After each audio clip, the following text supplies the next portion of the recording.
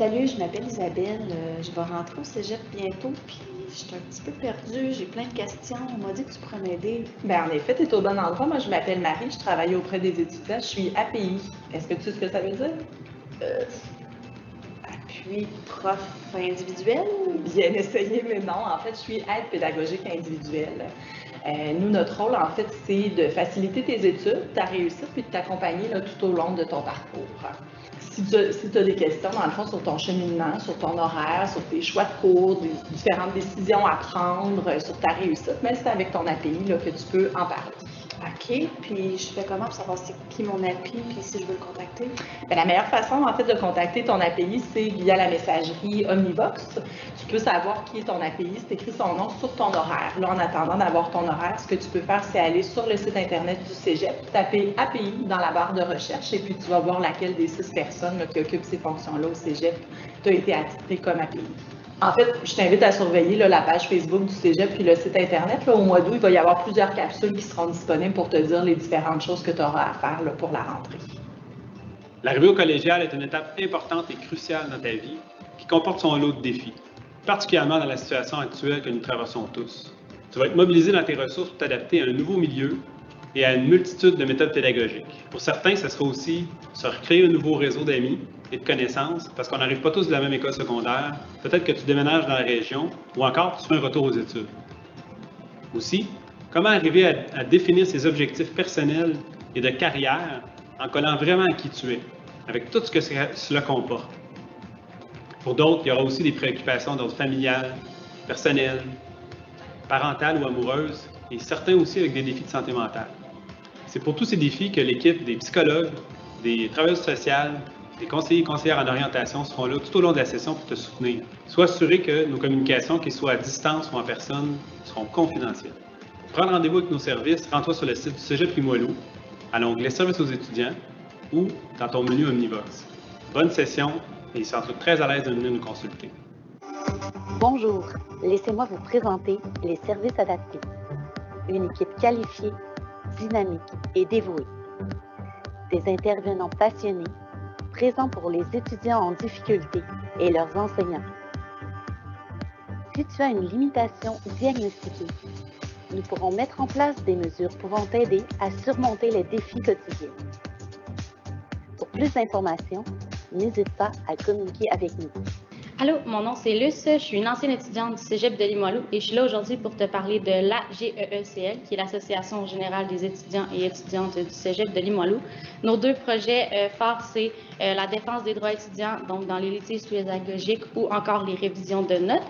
Sinon, notre deuxième chose, c'est vraiment de vous animer au sein de nos comités Éducafé étudiants. Donc, nos comités, on a l'improvisation, on a le comité spectacle, journal et radio étudiante et encore plein d'autres. Sinon, pour nous retrouver, c'est vraiment facile. Campus Québec à côté du Café étudiant ou à Charlebourg à côté de l'Atrium. Pour moi, mon expérience à l'association étudiante, c'est vraiment ce qui a changé mon parcours à Limoilou.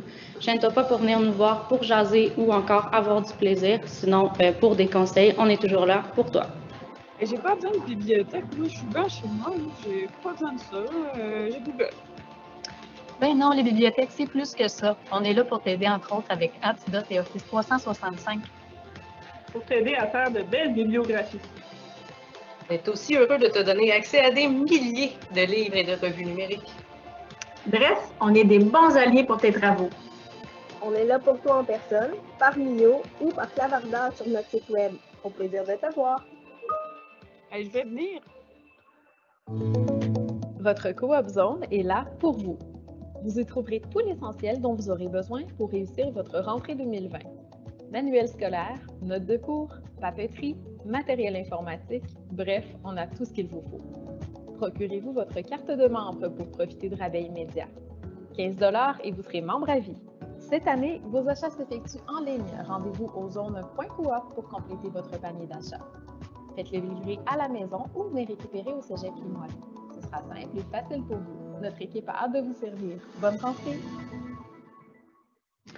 Bonjour, mon nom est François-Michel Laurent. Je suis ici pour vous présenter le Centre d'aide à la réussite. Donc, au Centre d'aide, on est là pour vous aider à réussir, ça le dit.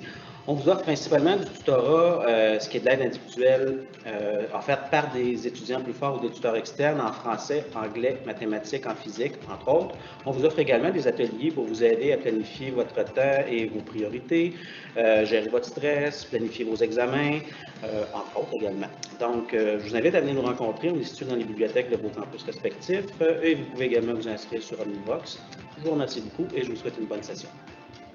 Bonjour tout le monde, nous on est les intervenants du service de l'aide financière et de l'accès communautaire. On a 2 gros mandats dans nos services, le prix et bourse, le dépannage. Alors si tu te rends compte que tu as des difficultés, tu as des questions, tu ne sais pas à qui t'adresser, tu ne sais pas trop gérer ton budget, bien, tu peux venir nous rencontrer. Ensuite, on comprend qu'on s'adresse à l'ensemble des étudiants, on peut vous soutenir tous et toutes. Par contre, on a certaines spécificités, comme par exemple, on a des services spécialement pour les parents, gardiennage gratuit, entre autres, venez nous voir. Les Autochtones aussi, on a mis en place certains services pour vous. Puis on a aussi les activités de prévention, activités de prévention, la semaine de prévention suicide, entre autres. On a la semaine des saines habitudes de vie. Alors, on est là pour être à côté de vous, pour votre bien-être. Alors, vous pouvez venir nous rencontrer. Bonne session!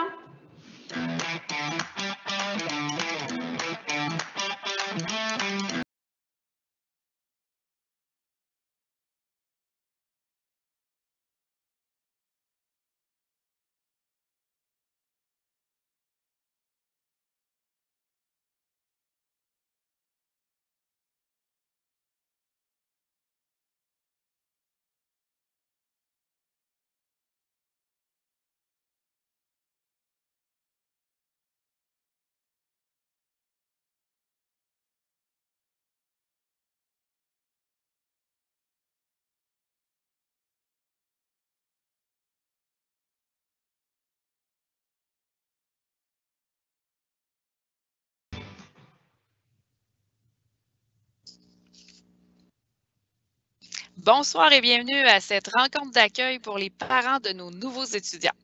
Nous sommes très heureux que vous soyez présents ce soir et d'avoir accepté notre invitation parce que votre rôle en tant que parent est très important. Je me présente, je suis Patricia Lapointe, je suis conseillère pédagogique affectée au dossier de la réussite à la direction des études. Je vais être votre animatrice pour la soirée. Donc, les objectifs de la rencontre à laquelle on vous a convié aujourd'hui sont de sensibiliser les parents à l'importance de votre rôle auprès de votre enfant qui devient étudiant au collégial, de vous rassurer sur la transition que votre jeune s'apprête à vivre entre le secondaire et le collégial. On veut aussi vous faire connaître les ressources à la disposition des étudiants et vous donner des repères en tant que parent sur le rôle que vous pouvez jouer, l'accompagnement à privilégier auprès de votre jeune adulte. Donc, le déroulement de la soirée qui devrait durer environ 1 heure, 1 heure et quart pour nous, un mot de bienvenue et de l'information concernant la situation actuelle, le témoignage d'une étudiante sur sa transition secondaire collégiale, de l'information d'une aide pédagogique individuelle, une API, et d'une psychologue, les conseils d'un prof à l'intention de vous, les parents, un entretien avec 2 parents ayant des enfants au collège sur leur expérience, un bref mot d'une éducatrice spécialisée concernant les services adaptés, le mot de la fin, et ensuite suivra l'Assemblée générale des parents de l'Association des parents du Cégep Limoilou. Donc, pour le mot de bienvenue, je cède la parole à M. Philippe Roubaix, notre directeur des études.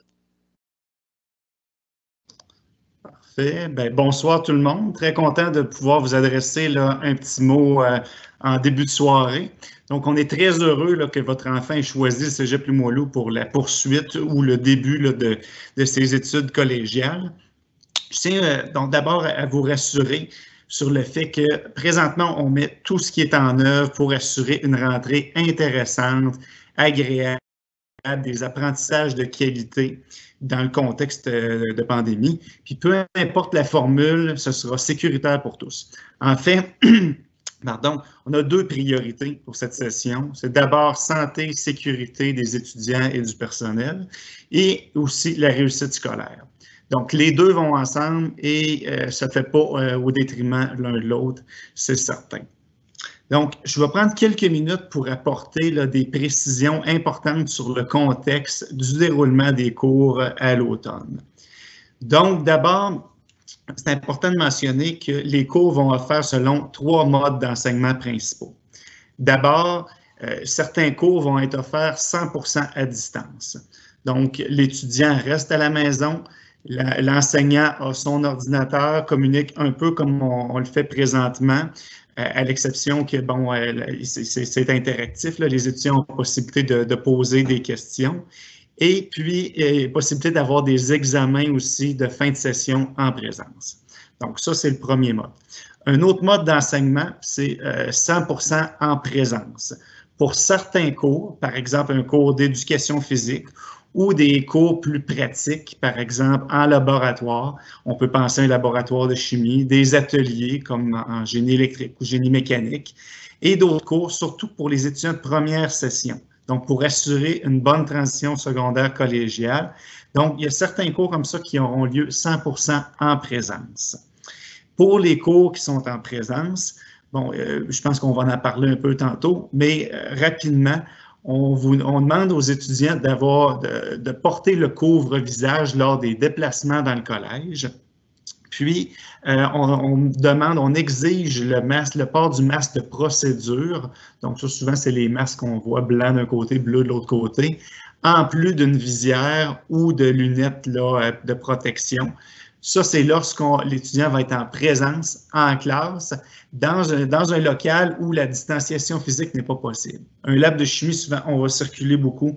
Donc là, on demande à l'étudiant de porter les équipements de protection. Mais dans un cours en présence où on est capable de respecter la distanciation, c'est-à-dire dans la plupart des cas, on n'a pas besoin, on arrive à notre bureau et puis on peut retirer notre couvre-visage. Le cégep va fournir un couvre-visage par étudiant. Donc, ça, c'est dès la rentrée, là, la semaine prochaine. Il y aura possibilité pour l'étudiant aux tables d'accueil de se procurer un couvre-visage. Et le collège va fournir aussi les masques de procédure pour les activités en laboratoire. Il va rester à l'étudiant de se procurer une visière ou des lunettes de sécurité. Ça, c'est aux frais de l'étudiant. On en vend à la coop, mais il y en a aussi dans plusieurs magasins. Ce n'est pas très dispendieux. Donc, je vous ai parlé des cours 100% à distance, certains cours 100% en présence, et il va y avoir des cours en comodal. Comodal, ce que ça veut dire, c'est que l'enseignant est en classe, donc physiquement en classe. Il y a une partie de la classe qui est avec lui, donc on parle maximum 50% de la classe, et l'autre partie du groupe va être à distance, comme on le fait présentement. Puis l'idée, c'est d'alterner d'une semaine à l'autre un groupe d'étudiants en présence. Ensuite, la semaine suivante, ce groupe-là devient à distance. Donc, des mots que vous risquez peut-être d'entendre aussi, c'est formation hybride. Formation hybride, c'est lorsqu'il y a des cours, une partie du cours en présence, une partie à distance. Puis, vous allez peut-être entendre aussi les notions de synchrone et d'asynchrone. Synchrone, c'est en direct, comme on le fait présentement. Puis asynchrone, c'est en différé, tout simplement. Donc, l'idée, c'est pas d'avoir peur de ça. Les enseignants sont très bien préparés, sont au courant de comment ça va se passer dans leur cours. Et puis, les enseignants ont déjà commencé à communiquer avec les étudiants pour leur expliquer la semaine prochaine. Donc, lundi, le 31, on débute la session. Puis voici, dans mon cours, comment ça va se passer. C'est certain que pour les cours à distance, l'étudiant va avoir besoin d'un ordinateur portable, je pense, ou d'un ordinateur personnel à la maison. Je pense que vous le saviez déjà, l'information est sur le site web du collège. Par contre, pour les cours en présence aussi, il peut y arriver qu'un étudiant doive demeurer au collège. Par exemple, s'il y a un cours de 8h à 10h en présence, par la suite, c'est certain qu'on ne s'attendra pas à ce qu'il soit de 10h à midi à la maison. S'il n'y a pas suffisamment de temps pour se déplacer, retourner à la maison, il pourra demeurer au collège. On a aménagé des salles d'études pour répondre aux besoins des étudiants. Donc, l'étudiant peut aller dans les salles d'études, suivre un cours à distance dans les locaux du collège lorsqu'il n'y a pas le temps de se déplacer. Donc, c'est certain que ça prend un ordinateur portable pour pouvoir utiliser les salles d'études. Ensuite, pour les étudiants qui auraient des défis d'apprentissage, puis certains qui auraient peut-être des lacunes là, du secondaire, On a plusieurs services d'aide qui sont offerts au Cégep Limoilou. On peut penser, entre autres, au centre d'aide. Vous l'avez vu dans la vidéo là, qui a été présentée au départ. Le responsable du centre d'aide parlait de français, mathématiques et d'autres disciplines. Donc là, c'est vraiment la responsabilité de l'étudiant d'aller voir au centre d'aide ou d'aller voir son enseignant pour trouver des mesures d'aide à la réussite là, pour faciliter sa transition secondaire collégiale. Autre élément important aussi, comme on a des activités ou plusieurs activités qui ont lieu à distance, donc on demande aux étudiants là, de signer une déclaration de consentement parce qu'on utilise l'image. Donc, d'autres étudiants peuvent voir naturellement des caméras là, et l'image des étudiants. Donc, un étudiant pourrait décider de fermer sa caméra pendant un cours. Toutefois, on recommande là, de toujours d'ouvrir sa caméra. Ça fait une dynamique de cours beaucoup plus intéressante. Ça permet à l'enseignant aussi de voir le non-verbal, de voir si l'étudiant a compris, pas compris. Puis, ça permet d'éviter certaines distractions aussi quand notre caméra est ouverte. On se sent là, plus investi dans le cours. Quoi qu'il en soit, l'étudiant n'aura pas le choix d'ouvrir sa caméra pour les évaluations qui auront lieu à distance. Je mentionnais tantôt qu'il y a des évaluations qui ont lieu en présence, mais s'il y a des évaluations à distance et que l'enseignant demande d'ouvrir la caméra, donc ce ne sera pas au choix de l'étudiant. L'étudiant devra se plier à cette demande. Parlant des évaluations, note importante, des fois on entend des choses dans les médias, la question plagiat ou tricherie. Bon, par rapport à ça, ce qu'on peut mentionner, c'est que pour nous, que ce soit à distance ou en présence, on a une politique d'évaluation des apprentissages où il est question là, de plagiat et tricherie. Puis pour nous, on s'entend que c'est une minorité d'étudiants, mais c'est certain que si quelqu'un se fait prendre à tricher ou à plagier, ça l'entraîne la note 0 pour l'évaluation où il y a eu tricherie. Puis s'il y a un récidive dans son parcours d'études collégiales, là, ça l'entraîne l'échec automatique au cours dans lequel l'étudiant s'est fait prendre. Donc, c'est d'être prudent avec ça, là, puis c'est d'être conscient que aussi c'est l'étudiant qui est pénalisé en bout de ligne lorsqu'il triche parce que c'est des compétences qu'il ne va pas développer. Par la suite, élément important également, c'est que l'étudiant doit respecter les modes pédagogiques proposés par l'enseignant. Lorsque je le mentionnais tantôt, l'enseignant va communiquer avec l'étudiant pour lui dire, bon, mon cours de géographie va se donner en présence ou à distance ou en cours modal. L'étudiant doit respecter ce qui est proposé. L'idée pour nous, c'est d'assurer qu'il y ait un maximum d'étudiants en présence au collège pour respecter les mesures sanitaires, les mesures de distanciation, pour se donner toutes les chances d'avoir un environnement sécuritaire. On ne souhaite pas avoir plus qu'un certain pourcentage d'étudiants. Donc, c'est important que tout le monde respecte les consignes de l'enseignant pour qu'on puisse y arriver ensemble. Puis, en terminant, dernier élément important, je vous parle, le début des cours, c'est lundi prochain, le 31 août. Puis, la session se termine le 21 décembre. Ce qui est particulier cette année, c'est qu'on a toujours une semaine sans cours. Donc, certains l'appellent la semaine de relâche au secondaire. Au collégial, ce n'est pas vraiment une semaine de relâche. C'est une semaine où il n'y a pas de cours. Par contre, cette session-ci, vu qu'on a commencé une semaine plus tard pour permettre à tout le monde, dont les étudiants, de bien se préparer, c'est qu'il y a possibilité d'avoir des évaluations lors de la semaine sans cours. Donc, ça sera à voir avec les enseignants de vos étudiants dès la première semaine de cours pour voir à quel endroit sont placées les évaluations. Une dernière chose importante à rappeler, c'est qu'au Cégep Limoilou, même à distance, il y a toujours quelqu'un pour aider, pour répondre aux questions des étudiants. Donc, il ne faut vraiment pas hésiter à interpeller les employés. C'est des gens dévoués qui sont là pour répondre aux questions puis vraiment aider. Notre objectif à tout le monde, c'est que chaque étudiant qui rentre au collège, on souhaite qu'il réussisse, on souhaite qu'il diplôme, mais c'est certain que c'est la responsabilité de l'étudiant d'aller chercher les services. Donc voilà, en espérant que vous pourrez passer une belle soirée ce soir, que ça pourra vous aider à avoir de l'information nécessaire pour aider votre enfant à bien commencer sa session. Donc, bonne soirée tout le monde et bonne rentrée.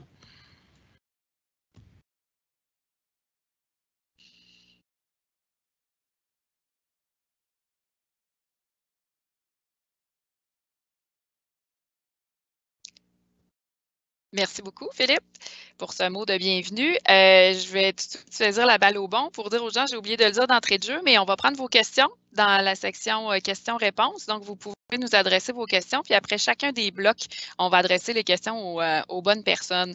Donc, il y a déjà quelques questions qui sont rentrées pendant que tu nous parlais, Philippe, et ça tombe bien, là, c'est des questions qui te concernent directement. Je pense que je vais les poser les trois pour éviter les allers-retours de caméra. Donc, la première question, c'est est-ce que les étudiants ont un accès gratuit à Office 365? Ensuite, est-ce que le Cégep va fournir un agenda cette session-ci? Puis la troisième, c'est que faire si le nom du professeur n'apparaît pas parmi les choix de professeurs sur la liste à la coop pour savoir quel livre acheter? Donc, c'est les trois questions qu'on a pour toi, si tu veux y répondre maintenant, s'il vous plaît.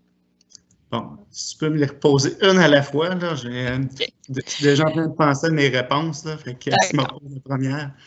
Est-ce que les étudiants ont un accès gratuit à Office 365? Oui, tout à fait. Vous allez avoir l'information. C'est peut-être une réponse qu'on va donner souvent ce soir, là, mais sur le site web, on a vraiment beaucoup d'informations, entre autres le guide pour la rentrée. Fait que oui, Office 365, en fait, c'est la suite Office, là, Word, Excel, etc. Et Teams aussi, l'outil qui nous permet de communiquer, puis qu'on utilise pour plusieurs cours également. Parfait, merci beaucoup. La question 2, est-ce qu'on va donner un agenda aux étudiants cette année?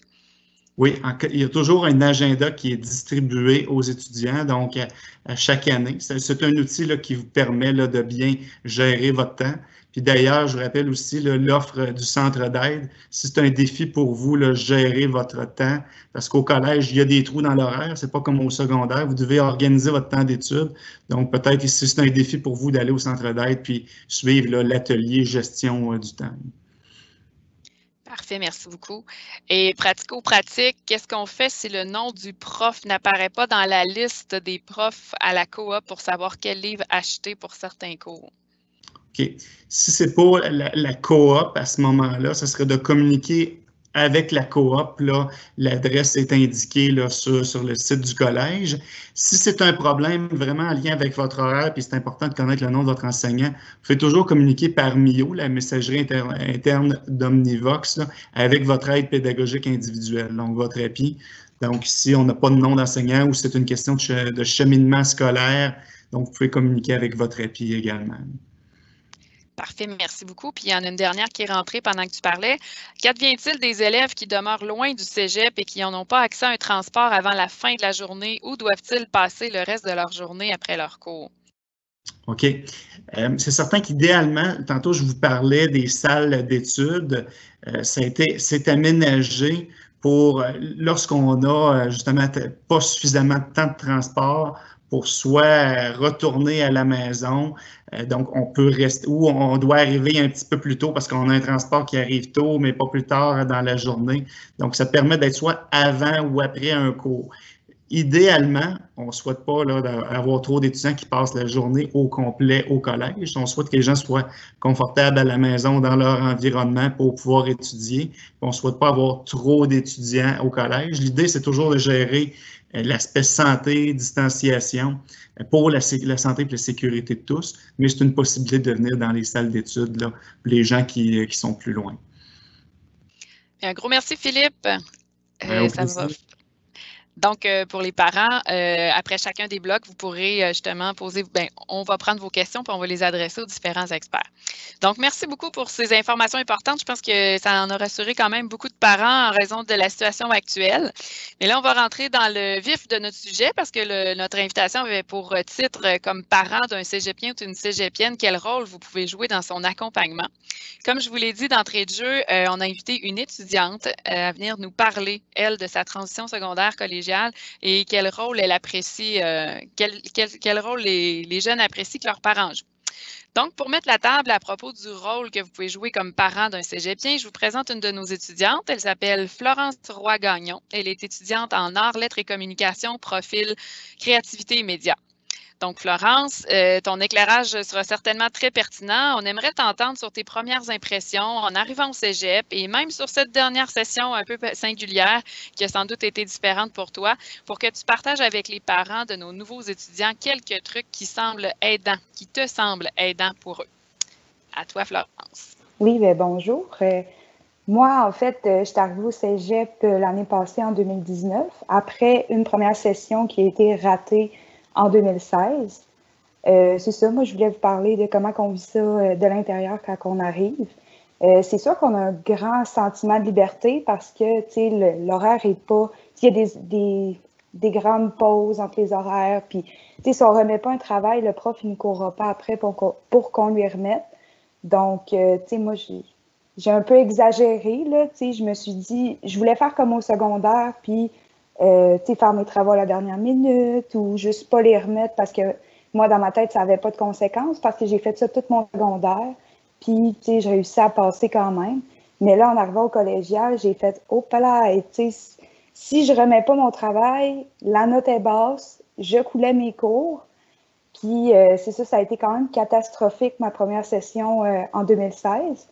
Puis là, quand je suis revenue en 2019, j'étais mieux préparée. Puis, tu sais, pour m'aider à gérer mon horaire, j'ai décidé d'aller chercher de l'aide. Tu sais, j'étais quand même gênée, mais je suis allée voir mes profs quand j'avais des questions. Je suis allée voir mon API. Puis, tu sais, eux, ils ont vraiment su m'aider là, dans mon cheminement. C'est ça, tu sais, les profs, il ne faut pas avoir peur d'aller les voir parce qu'ils sont là pour ça, tu sais, c'est ça leur job de nous aider, puis ils veulent qu'on réussisse. Puis l'API aussi, tu sais, elle m'a beaucoup guidée là, à savoir comment gérer mes trucs. Tu sais, si à un moment donné, j'avais trop de cours, je suis allée la voir, puis j'ai dit là, ça ne fonctionne pas, j'aurais besoin d'enlever 1 ou 2 cours. Elle m'en a enlevé, là, j'ai pu mieux gérer mon horaire, puis tu sais, ma première session s'est super bien passée à l'automne 2019. C'est sûr que là, la COVID est arrivée puis c'était complètement différent. Tu sais, c'était encore... là, j'avais trop de liberté encore une fois parce que j'avais pas à me lever à une heure précise pour assister à un cours. Mais j'ai quand même réussi à bien gérer ça, justement encore en parlant à mes profs, en posant des questions. Puis c'est ça, je pense qu'il faut faire. Il faut aller chercher de l'aide quand on en a besoin. Merci beaucoup, Florence. C'est très gentil. Et ça me fait plaisir. Je te souhaite une belle session à toi aussi, mais on va se reparler un petit peu plus tard. Reste pas loin. Donc, je me tourne maintenant vers l'API, Aide pédagogique individuelle, Marie-Josée Lavoie. Je souhaiterais que tu nous expliques, Marie-Josée, ce que nous illustre Florence à travers son expérience. Ça ressemble à quoi une session pour un étudiant? Parce que les parents veulent savoir à quoi s'attendre, surtout en période de COVID. Merci, bonsoir à tout le monde. Je trouve ça intéressant d'avoir l'opportunité qu'on puisse échanger sur la nature des questions qui arrivent très fréquemment. Je pense que Florence, avec son expérience, ça illustre très bien la plupart des questionnements puis des parcours des étudiants qui sont tous différents de l'un à l'autre. Je pense que si on avait à résumer rapidement une session de 15 semaines, comme l'a dit le directeur des études, c'est beaucoup 2 mots, selon moi. Adaptation, oui, à toutes les nouveautés. On a des nouveaux cours qu'on n'a jamais vus, de la philosophie, on a de la littérature à la place du français. Bref, on a à faire des choses, à être exposé à des choses nouvelles, mais on a aussi à planifier, pas juste son temps. Vous allez l'entendre sur toutes les plateformes, tout le monde va en parler, mais on gère un flot d'informations. Puis avec le flot d'informations, bien, on demande aux jeunes de rester branchés. Il y a Omnivox qui est vraiment intéressant pour ça. Souvent, les gens vont se brancher sur leur cellulaire seulement, mais il faut vraiment aller sur la plateforme, le portail Omnivox pour avoir toute l'information qui a passé dans une semaine. Donc, ma présence à moi, c'est d'aider les étudiants par rapport à ça. Puis avant qu'on en arrive au rôle des aides pédagogiques, je tiens à parler de ce que Florence a mentionné, les horaires, les trous libres dans les horaires. C'est un beau leurre parce que ça permet justement de voir venir. On n'a pas été habitué à ça au secondaire. On étudie pendant 1 année. Là, il faut faire en 15 semaines un condensé des apprentissages.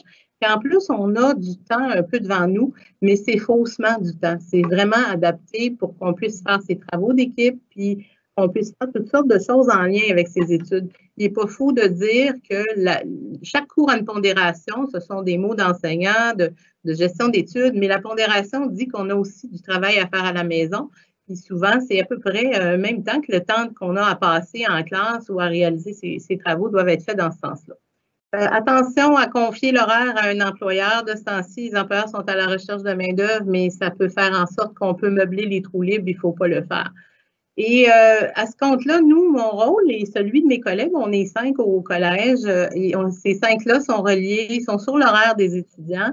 On m'a dit aujourd'hui ou hier plutôt, un parent m'a interpellé, puis ça arrive souvent que les parents nous parlent, puis on est là aussi pour les renseigner. Quand est-ce qu'on consulte un API? Quand est-ce qu'on a besoin de vous voir? Mais moi, je dirais que c'est à tous les moments d'une session. On est une espèce de porte d'entrée sur la plupart des questionnements qui ont lieu par rapport aux études.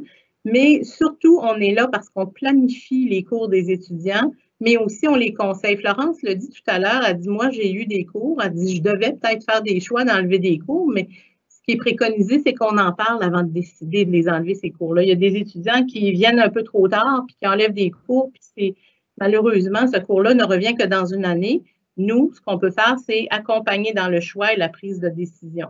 On fait aussi, face à certains défis de réussite, on peut aiguiller l'étudiant. Tout à l'heure, M. Aubé parlait du centre d'aide à la réussite. Bien, on a différents services, on peut préciser selon le besoin ou référer l'étudiant. Ensuite, on peut le conseiller s'il arrive des choses pendant la session. Alors, on peut le conseiller sur la réussite, sur les absences, sur les changements éventuels de programme. Qu'est-ce qu'on doit penser? Florence étudie en créativité média, je me sers de ça, c'est un exemple. Et ce programme-là, quand souvent les étudiants s'en vont en communication à l'université, bien, ils ont besoin d'un préalable. C'est un cours de méthode quantitative, mais c'est un cours de sciences humaines. Alors, il faut qu'ils sachent éventuellement, on les avise d'avance, mais ils s'adressent à l'aide pédagogique pour pouvoir justement ajuster le parcours comme ils le veulent.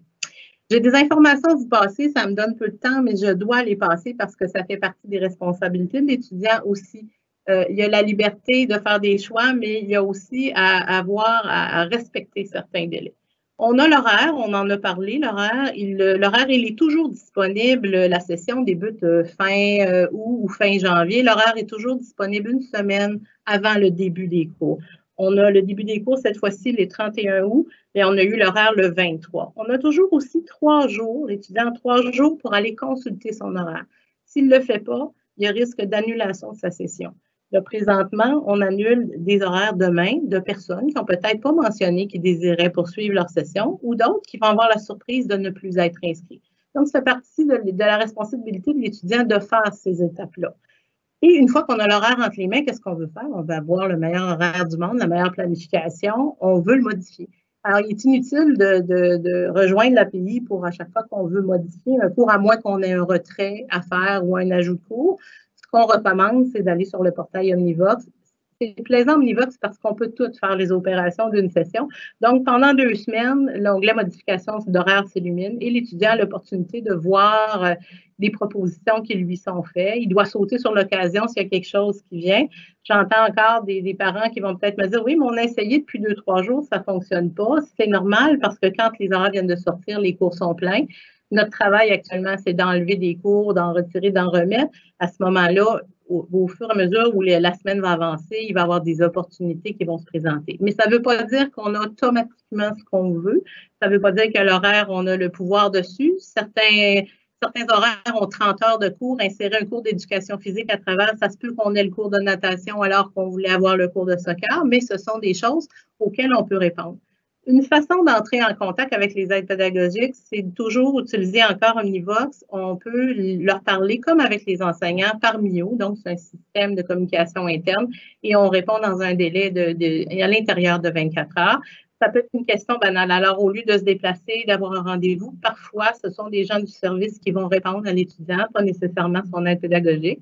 Et si on veut un rendez-vous, encore une fois, on a un système qui est nouveau cette année. On prend rendez-vous directement aussi sur Omnivox, mais on peut le faire en présence si les étudiants désirent ou on peut le faire à distance. Alors, inutile de se déplacer. Les rencontres se font à partir d'un lien vers Teams et on peut voir l'étudiant et lui poser toutes les questions requises si on a besoin d'aller faire des précisions. Ça m'est arrivé d'avoir cette semaine une étudiante qui me parlait, puis oups, c'est le parent qui est apparu à l'écran parce qu'il y avait aussi des questions et j'ai pris la peine de répondre à tout le monde en même temps. Et donc, parmi les opérations aussi qu'on a à faire, souvent on peut faire des aménagements d'horaire pour des étudiants en particulier qui ont certaines limitations, des charges parentales, des sports-études qui ont besoin d'un encadrement à cet effet-là.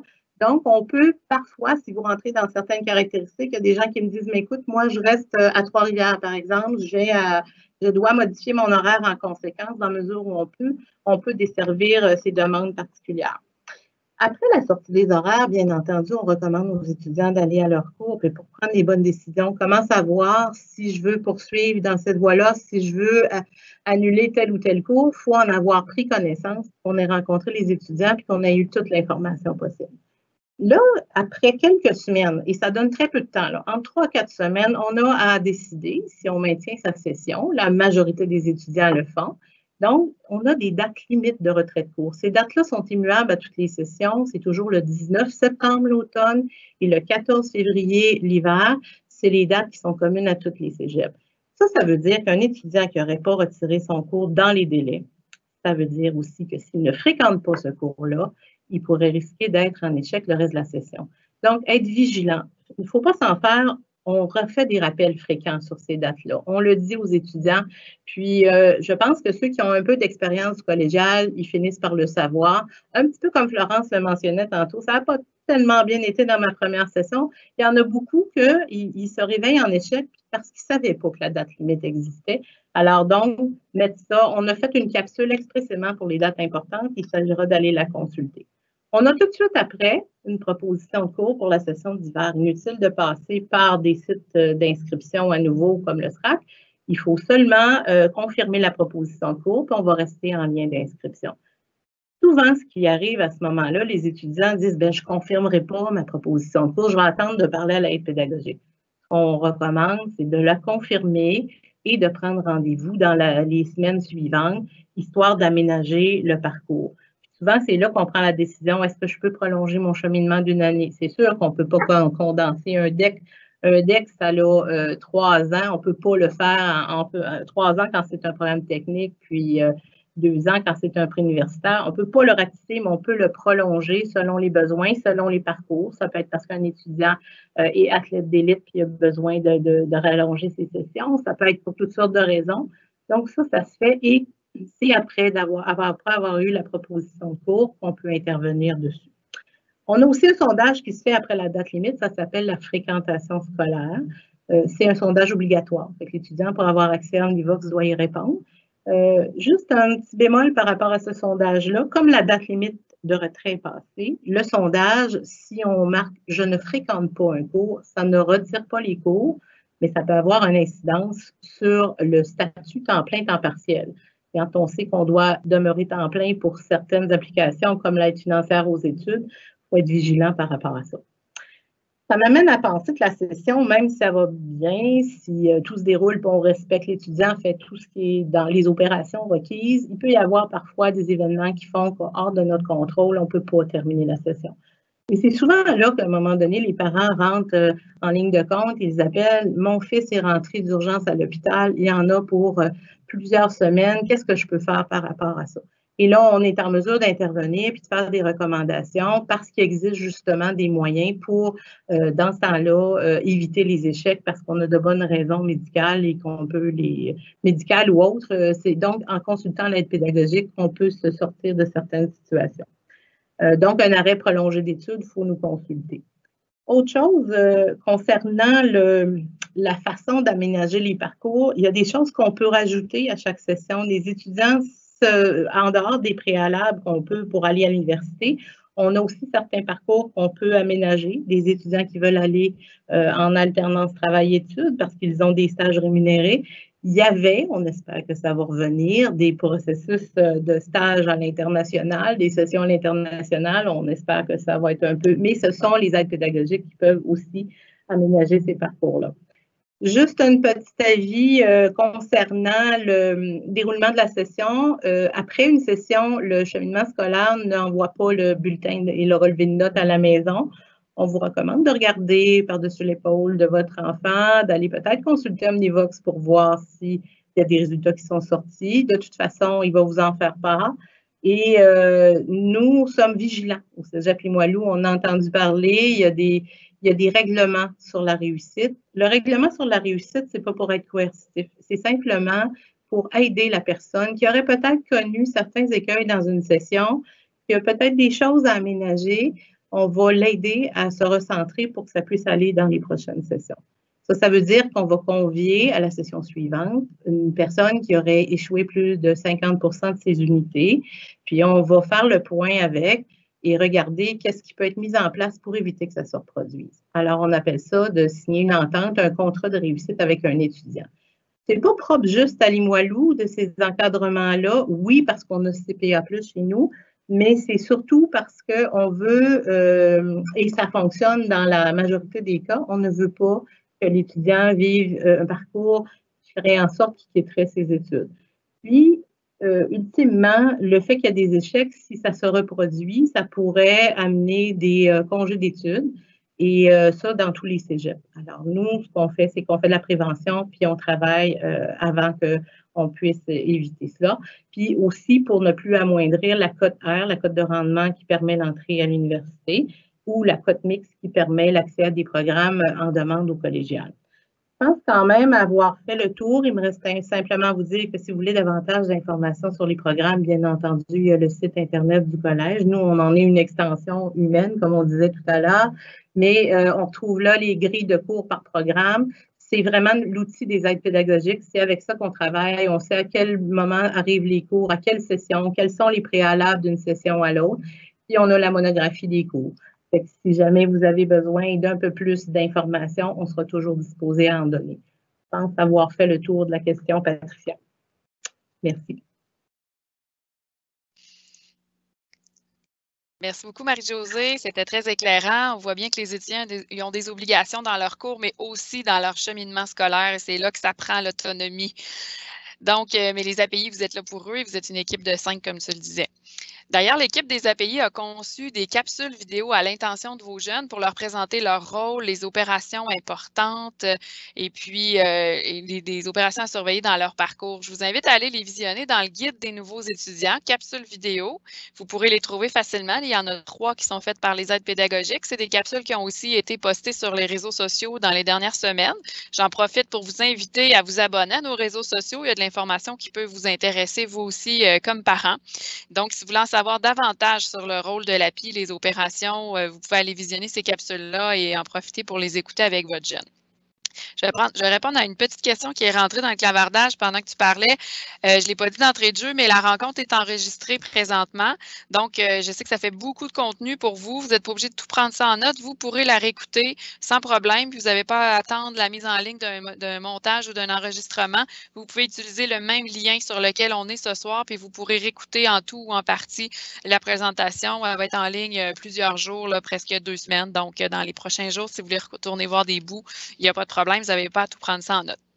Donc, les questions continuent à rentrer. Il y en a qui sont plus techniques. On va les compiler, puis je pense qu'on va revenir peut-être plus vers la fin sur des questions qui s'adressent par rapport aux contraintes liées à la pandémie, à la rentrée, tout ça. Là, je ne veux pas interrompre nos intervenants psychosociaux et perdre le fil de notre rencontre, qui est quand même le rôle du parent puis l'accompagnement. Donc, les questions plutôt pratiques, continuez à les envoyer dans la section questions-réponses. On va les compiler, puis on y reviendra à la toute fin. Donc, je vais me tourner maintenant vers notre psychologue Mélanie Boisvert pour aborder le thème du bien-être psychologique et aussi social du nouvel étudiant dans ses études, dans son nouveau milieu et aussi dans son nouveau rôle. On sait bien que les études seront exigeantes au collégial, que l'étudiant aura plein de nouvelles responsabilités, comme l'a expliqué Marie-Josée. Mais Mélanie, peux-tu nous dire à quels défis s'attendre sur le plan personnel et qu'est-ce que les parents devraient savoir pour bien accompagner leur enfant sur ce plan-là? Bien, merci Patricia. Alors, bonjour tout le monde. Je suis contente de pouvoir vous en parler parce qu'effectivement, c'est plusieurs défis sur le plan personnel qui vont attendre votre jeune. Le premier, en fait, c'est vraiment la transition secondaire cégep. Alors, vous l'entendiez tout à l'heure par les autres intervenants. Donc, c'est vraiment qu'il y a des différences entre le parcours secondaire et le parcours au collégial. Ça correspond aussi à la transition entre qu'on pourrait nommer un peu la fin de l'adolescence et le début de l'âge adulte. Justement, dans les différentes responsabilités qui lui sont données, bien, on considère le jeune à partir de maintenant comme étant un adulte. Donc, les communications lui sont lui sont dirigés directement. Donc, il n'y a pas nécessairement d'avis qui sont faits aux parents. Fait que ça devient difficile pour vous, les parents, de rester au courant, rester informés sur ce qui se passe au cégep. En fait, quand on dit la transition de l'adolescence vers l'âge adulte, c'est une période où on a à se positionner sur, par exemple, notre choix de carrière éventuelle, sur, en fait, c'est l'âge aussi où on doit commencer souvent à concilier le travail et les études.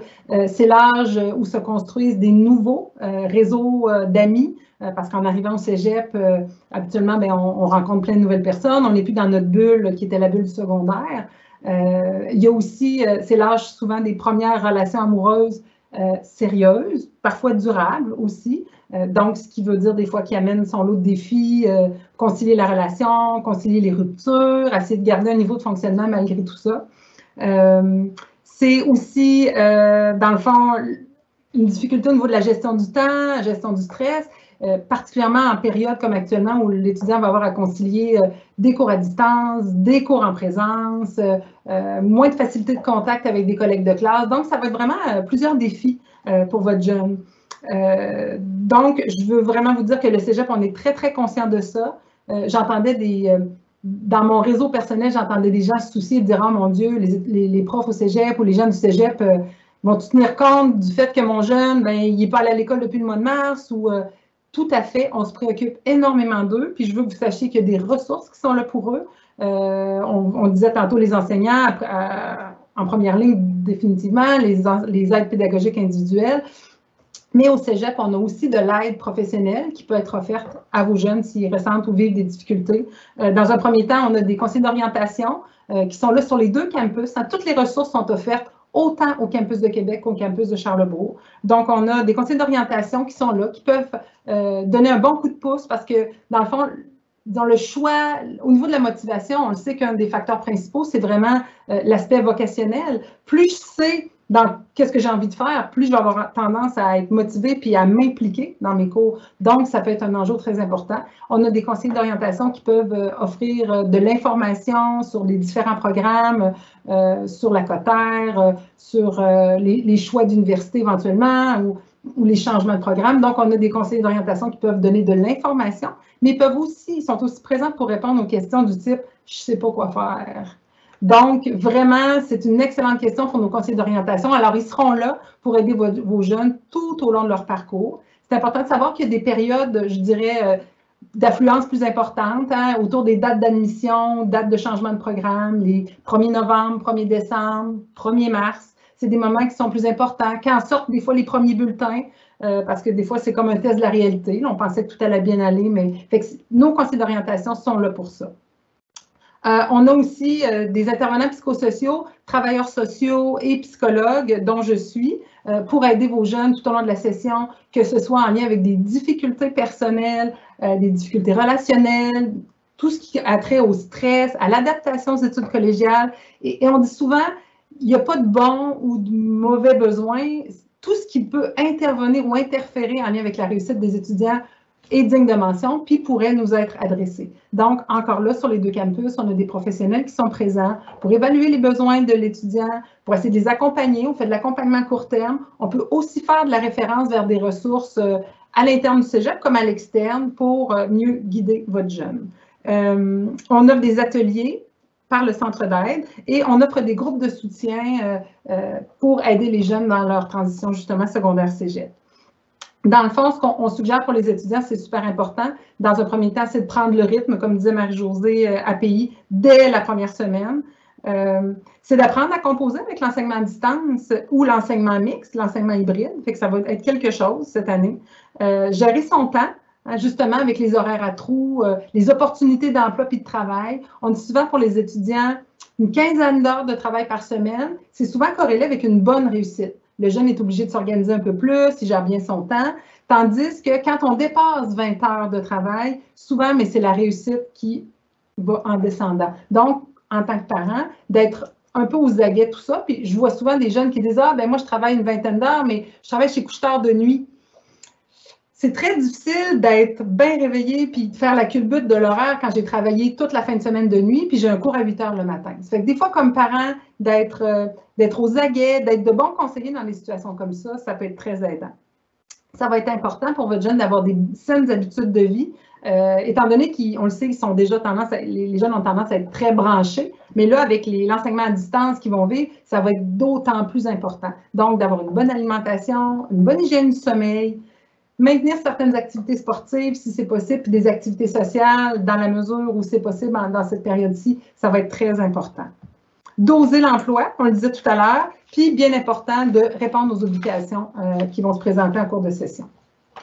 Pour vous, les parents, en fait, j'ai envie de vous dire, bien, déjà que vous soyez là en train de nous écouter en si grand nombre, moi, je trouve que c'est exceptionnel. C'est déjà le premier pas dans la bonne direction pour bien accompagner votre jeune. C'est vous intéresser, apprendre, mieux comprendre comment ça va se passer pour lui, pour pouvoir être un guide, un référent, bien dosé à l'autonomie qu'on doit lui laisser, parce que c'est un moment de sa vie où il doit le prendre, mais en même temps, je dirais d'être comme un espèce de mentor, ange gardien, discret, c'est tout le dosage, hein? Pas trop intrusif, mais juste assez intéressé, pas trop, je dirais, pas trop tannant, mais en même temps, poser des questions, être curieux. C'est vraiment le dosage. C'est vraiment de comprendre que l'encouragement va être important. Vous intéresser, poser des questions, demander à voir son horaire, s'informer sur comment va se poursuivre sa session, quels sont les enseignants qui vont le faire à distance, de quelle façon ça va se faire. Ça peut être des choses qui sont très intéressantes pour vous, pour rester en bon contact. Demandez aussi à voir comment se passent les communications du cégep. Allez voir avec lui à quoi ça ressemble Omnivox, c'est quel genre de communication vont lui envoyer ses enseignants. Ça peut être très intéressant pour vous de voir, puis c'est déjà une belle percée. Parce que vous n'aurez pas accès de vous-même. Puis, ben, demandez aussi, prendre des nouvelles régulièrement, en présumant que les choses vont bien. La plupart du temps, ça se passe bien, mais de prendre des nouvelles régulièrement, bien, ça vous permet de rester en contact puis de bien suivre comment ça se passe pour lui. C'est important de savoir que le cégep, c'est un milieu de vie, puis malgré la pandémie, malgré la distanciation sociale, il va continuer d'avoir des activités sportives, des activités culturelles. On essaie de favoriser l'engagement des étudiants dans différents comités, de l'entrepreneuriat études. Donc, vraiment, toutes les informations de ce que je suis en train de vous dire sont sur le site du cégep, sous vie étudiante ou service aux étudiants. Alors, ne vous gênez pas pour aller voir ça. C'est une bonne façon aussi de rester bien en contact et bien informé sur ce qui va se passer. Fait que merci d'être à l'écoute. Je pense, Patricia, que j'ai fait le tour. Fait que je vous laisse poursuivre. Merci beaucoup, Mélanie. C'est très apprécié. Je pense que ça rassure beaucoup de parents d'entendre parler la psychologue. Et la psychologue, elle n'est pas toute seule. Elle est dans une équipe d'intervenants psychosociaux. On vous l'a dit, d'autres psychologues, des travailleurs sociaux, des conseillers d'orientation. Donc, il y a toute une équipe pour soutenir vos enfants, puis ils vont être là à distance même s'il le faut. Donc, merci pour toute l'information que tu viens de nous livrer. Tu l'as dit toi-même, on va référer les parents à la section services aux étudiants sur le site Web. Facile à trouver dans le guide des nouveaux ou dans le site en tant que tel où tous les services sont présentés.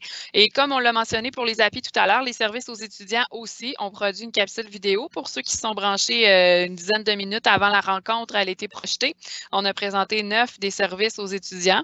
Vous pouvez aller réécouter cette capsule-là dans le guide du nouvel étudiant, section capsule vidéo, ou sinon elle a été publiée sur les réseaux sociaux.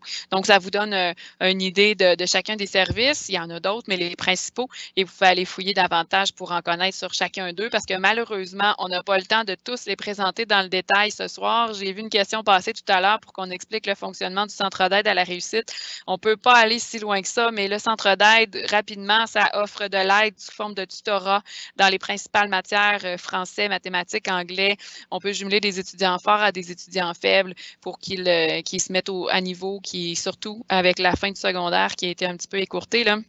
Donc, centre d'aide, allez voir leur page, vous pouvez communiquer avec eux. Le tutorat va toujours avoir lieu, mais à distance cet automne. Donc, merci beaucoup, Mélanie. On va retourner voir ce que Florence en pense. Il y a plusieurs parents qui nous demandent de résumer ce qu'il faut faire pour mieux supporter l'arrivée au collégial de leur fils, de leur fille sur le plan psychosocial. On a eu beaucoup d'informations de l'API et de la psychologue, mais maintenant, Florence, toi, à titre d'étudiante, d'expérience, qu'est-ce que tu aurais à proposer aux parents qui nous écoutent? Moi, c'est sûr que je conseillerais aux parents d'être à l'écoute de leurs jeunes parce que c'est sûr que ça ne sera pas tout le temps facile. Puis c'est vraiment important de sentir qu'il y a quelqu'un qui nous encourage. Il y a des gens qui sont là pour nous supporter, pour nous aider. Puis de ne pas juger non plus parce que il y a beaucoup de parents qui s'attendent à ce qu'on soit les meilleurs. Là. Moi, je prends l'exemple de mes parents que quand j'étais au secondaire, j'avais des super bonnes notes. J'étais arrivée au cégep, puis là, la première session, c'était pas super. Là. Puis, des fois, quand on sent un jugement de nos parents, ben c'est sûr que ça va nous pousser encore plus vers le bas. Fait que, de sentir qu'ils sont là pour nous aider, qu'ils nous écoutent, qu'ils essayent avec nous de trouver des solutions, qui nous dirige aussi vers les bonnes ressources, c'est sûr que c'est beaucoup aidant, puis ça apparaît dans les résultats, puis dans notre facilité aussi à s'intégrer au cégep. Là, fait que c'est ça, c'est pas mal ça. Je te remercie beaucoup, Florence, pour ton témoignage. Je pense que c'était très intéressant qu'il y ait une étudiante, une jeune qui se branche avec nous ce soir, que ce ne soit pas juste entre adultes. Donc, je suis certaine que tu as rejoint les préoccupations de plusieurs des parents par tes propos. Je te souhaite une belle session d'automne parmi nous. J'espère que ça va être plus stable que la dernière fois. Puis, je te remercie d'avoir pris de ton temps ce soir pour te brancher avec nous. C'est très apprécié. Bien, merci. Donc, si vous souhaitez aussi entendre d'autres étudiants, on en a filmé. Il y a des étudiants qui ont filmé des capsules pour donner des conseils, pas aux parents cette fois-ci, mais plutôt aux autres étudiants. Donc, je vous invite à aller visionner notre série de 9 conseils pour bien s'adapter aux études collégiales. Il se trouve facilement dans le guide de l'étudiant, section capsules vidéo. Vous pouvez toutes les visionner, il y en a 9. On a 2 étudiants qui sont prêtés au jeu, un jeune homme qui est un étudiant actuel, et on a aussi une diplômée qui est partie il n'y a pas si longtemps, puis qui nous, avec du recul, qui donne des conseils sur la gestion du temps, l'autonomie, comment développer des stratégies d'études, se faire des amis, consulter les services adaptés, même si on est rendu grand et qu'on pense qu'on n'en a plus besoin. Donc, plein de sujets comme ça. Puis, vu de 2 points de vue, un jeune homme, une jeune femme, un qui a moins d'expérience, l'autre qui en a plus. Donc, ça peut être intéressant. On l'a dit à l'accueil des étudiants tout à l'heure d'aller les visionner, mais je vous invite à aller les voir avec vos enfants ou les voir vous-même. Donc, ça aussi, ça a été posté sur les réseaux sociaux. Si vous n'êtes pas abonné à nos réseaux sociaux, je vous invite à le faire. Donc, maintenant, après avoir entendu 2 professionnels, une API, une psychologue et une étudiante, je vais maintenant vous présenter un prof parce qu'on en a beaucoup ça au collège. C'est quand même le cœur de notre mission. Donc, je vais inviter dans 2 secondes un de nos enseignants, M. Jean Bélanger, qui est professeur de théâtre, à se joindre à nous pour vous parler quelques minutes. Jean est un prof d'expérience qui est toujours très préoccupé et engagé dans l'accompagnement et la réussite de ses étudiants. Et il a préparé pour vous 6 conseils d'un prof à l'intention des parents. Donc, Jean, comme tu n'as pas souvent l'occasion de leur parler, je te cède la parole. Merci. Alors, bonsoir. Petite modification, ce n'est pas 6, mais 5 conseils, mais ce n'est pas un problème, ce n'est pas grave. Donc, c'est ça. Comme on vous l'a dit, c'est une session différente et puis les besoins vont aussi être un petit peu différents là, pour vos jeunes. Alors, j'ai des petits conseils que je m'empresse de vous donner. Voilà. Alors, j'y arrive. Parfait. Bien entendu, là, ça va être important d'être présent en classe rapidement pour l'étudiant ou en ligne, dépendamment de la formule. Mais ça va être très, très, très important de ne pas laisser traîner les choses. Le premier cours, ce n'est pas important. On commence rapidement au cégep. On a juste cette session en plus 14 semaines. Donc, on commence rapidement, les choses avancent. Donc, on explique rapidement au premier cours le déroulement de la session, le calendrier des rencontres, comment vont fonctionner les évaluations. On remet aussi quelque chose que les étudiants du secondaire ne sont pas obligés d'avoir, un plan de cours. Un plan de cours qui est un peu notre Bible. Parce qu'avec ce plan de cours-là, c'est là que l'étudiant peut suivre qu'est-ce qui se passe, à quelle semaine. Il peut lire qu'est-ce qu'il va y avoir à faire comme lecture en dehors des classes, en dehors des cours et tout ça. Donc, c'est vraiment une Bible qui est très, très, très, très importante et que malheureusement, quand on ne fait pas attention, ce document-là est égaré alors qu'il est super important d'apprendre à l'utiliser. C'est là qu'on va vous expliquer aussi où se procurer les manuels, qu'est-ce qu'il faut acheter à la coop, le matériel qu'on a besoin, puis tout ça. Des consignes de chaque enseignant aussi, parce que ça peut différer. Quoi faire en cas d'absence imprévue ou en cas d'absence planifiée? Comment est-ce qu'on s'arrange avec l'enseignant? C'est tout là, c'est tout dans le plan de cours que vous risquez d'avoir ces informations-là. Bien entendu, depuis le début de la semaine, là, les professeurs ont commencé à communiquer avec leur groupe classe pour expliquer c'est quoi les différentes consignes relatives au format de cours. Encore une fois, je vais passer vite, mais invitez-les à lire régulièrement leur Mio. C'est notre mode de communication. Et une particularité sur Mio que personne n'a encore parlé, c'est que nous, les professeurs, on peut voir s'ils ont lu leur Mio ou pas.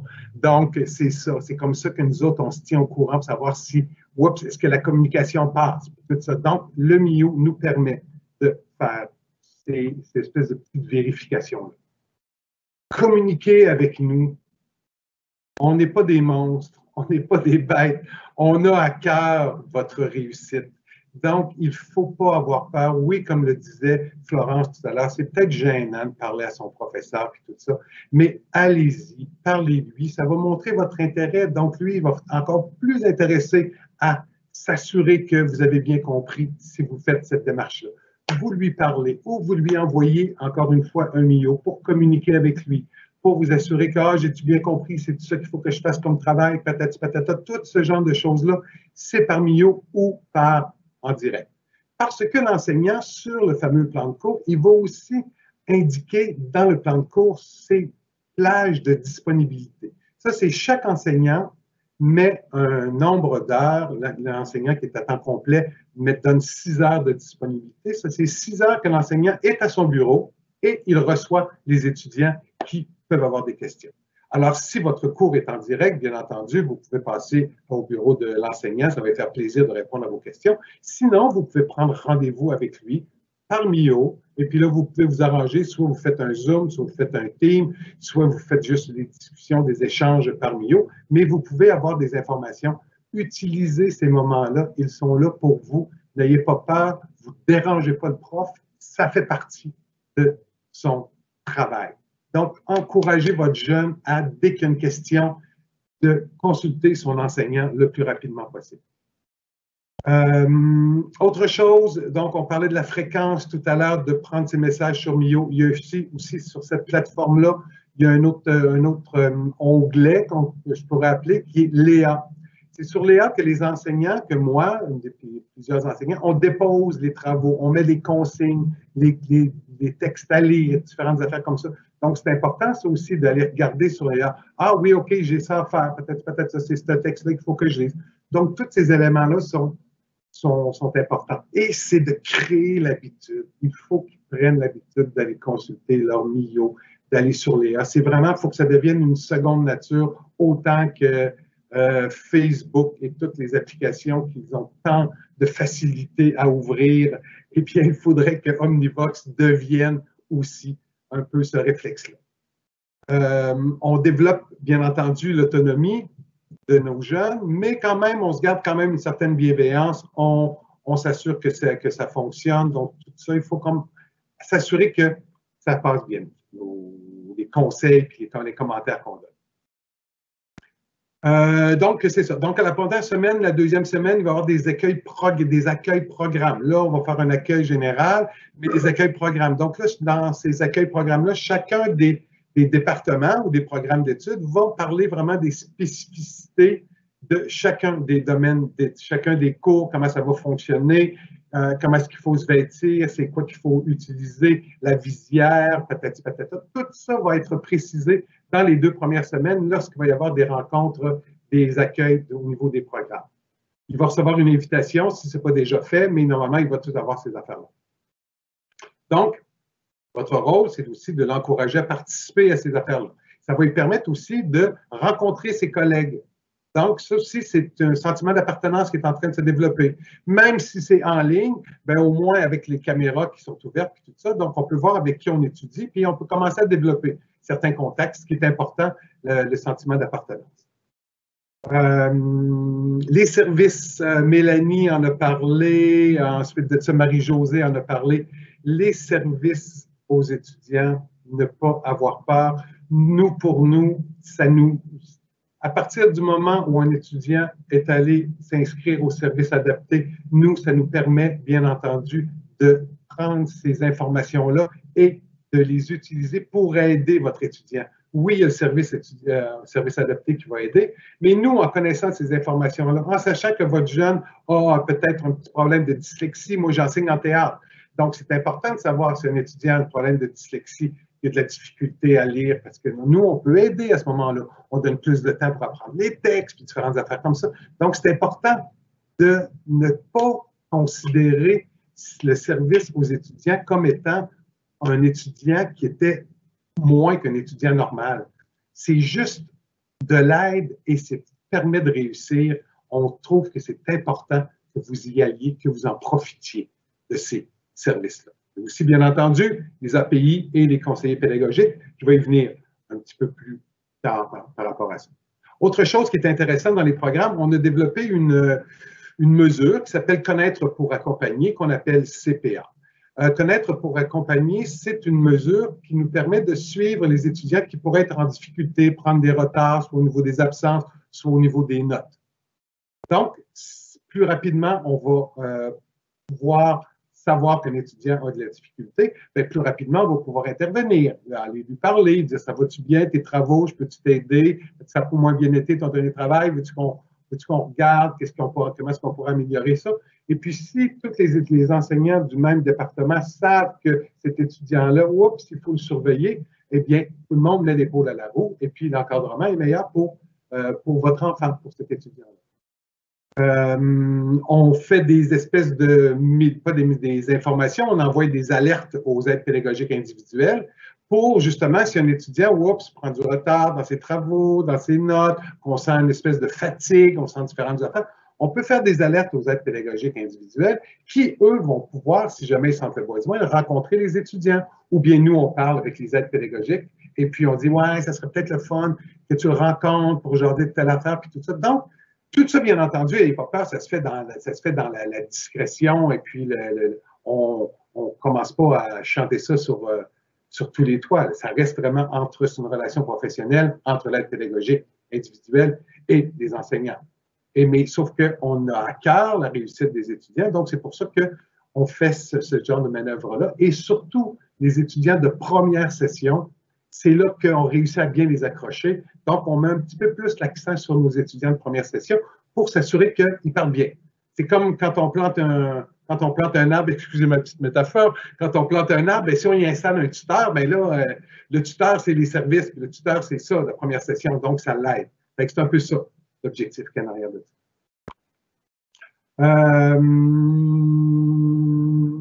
La transition, bien entendu, on en a parlé tout à l'heure, transition entre le secondaire et le collégial, je ne reviendrai pas là-dessus, mais cette transition-là, c'est pour ça que nous, on met l'accent sur la première session parce qu'on sait que, surtout que la plupart de vos jeunes ne seront pas allés à l'école depuis le mois de mars, donc là, il va falloir qu'on booste un petit peu, là, puis qu'on s'assure que tout va bien. C'est pour ça que cette mesure-là est d'autant plus importante, cette session. On a parlé tout à l'heure d'accès à un ordinateur. S'il y a des cours en ligne, ça va être important qu'il y ait un ordinateur à la maison. Ça va être important aussi qu'il y ait une bonne connexion Internet pour qu'elle soit capable de suivre, qu'il n'y ait pas de, excusez-moi le terme anglais, pour pas que ça lag. À un moment donné, oups, on perd les trucs et puis tout ça. Donc, c'est important qu'il y ait ça. Parler aussi de son horaire de cours au cégep, bien entendu, si c'est en direct, son horaire de cours aussi en ligne. Assurez-vous que votre jeune, s'il est à la maison, qu'il ait un espace pour suivre ses cours dans la mesure du possible, que ça soit isolé. Hein? On préfère encourager-le à s'installer sur la table, dans un bureau, sur une table de cuisine, dans un bureau, de préférence au divan et puis au téléphone cellulaire pour travailler. C'est moins intéressant de suivre un cours sur un téléphone cellulaire pendant 3 heures que si vous le faites devant un ordinateur. Donc ça, c'est bien important. Qu'il ait aussi un endroit où il peut s'isoler pour faire ses travaux, c'est intéressant aussi pour votre jeune parce qu'il est capable de se concentrer. Parce que les travaux, vous allez voir que si on prenait connaissance, là, ils ont un peu plus d'importance que... voilà, ils sont importants, les travaux. Ils sont tous importants. On ne fait pas ça pour faire des blagues. Si on demande des travaux à faire, c'est parce qu'on veut qu'ils nous apportent des résultats, parce qu'on veut qu'ils progressent.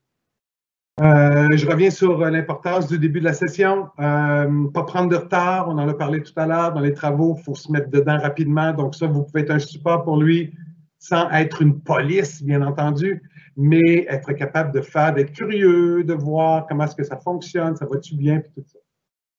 Il faut être intéressé, comme le dit Mélanie, mais il ne faut pas être une police parce que vous allez voir qu'il risque de se révolter. Dernière chose que j'aimerais vous dire, si vous sentez, là, ça se peut là, qu'il y ait un désir de changer de programme, on le vit parce que nous autres, on les côtoie, ces étudiants, ça se peut que le programme d'études dans lequel il est, ça ne correspond pas vraiment à ce qu'ils croyaient que ça allait être. Eh bien, ça, c'est pas grave. Ça va arriver dans la vie, ce genre de truc-là. Mais invitez-le, parlez-en avec lui, invitez-le à rencontrer l'aide pédagogique individuelle et le conseiller pédagogique, conseiller d'orientation, pardon, eux peuvent l'aider. Parce qu'il y a une chose qu'il faut savoir, puis peut-être que vous allez pouvoir rappeler à vos jeunes, les cours de tronc, les cours obligatoires qu'on appelle les cours de français, philo, anglais, éducation physique, eux autres, ils ne changent pas s'ils changent de concentration. Donc, si jamais ils décident de changer de concentration, bien, ces cours-là, français, philo, ce sont les mêmes, donc ils ne sont pas obligés d'abandonner leur session.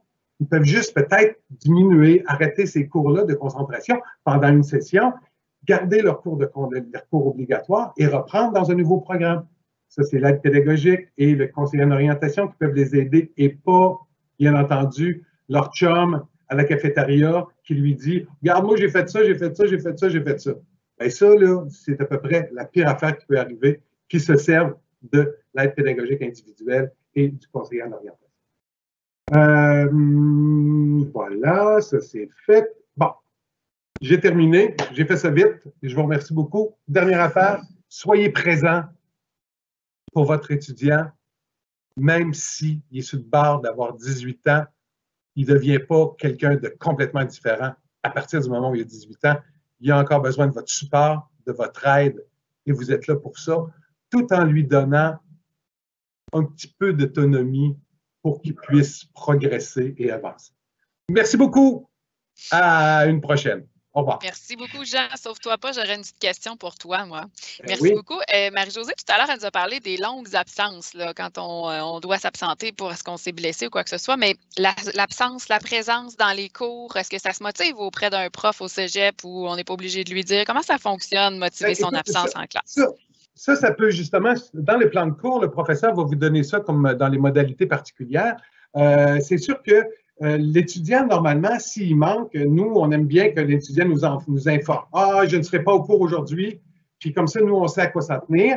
Et puis ensuite de ça, c'est à l'étudiant aussi à dire « ben là, j'ai raté le cours. Qu'est-ce que j'ai raté? Pouvez-vous m'envoyer la documentation ou les choses que j'ai ratées? » Donc, ça est important par rapport aux absences. Cette session-ci, comme c'est des étudiants de première session aussi, on s'assure qu'on garde au niveau des présences, on garde une bonne, on est au courant des présences qui est là, puis tout ça. Donc, les absences prolongées, c'est sûr que les absences prolongées, on va communiquer avec l'étudiant, on va voir qu'est-ce qu'il y en a, puis tout ça.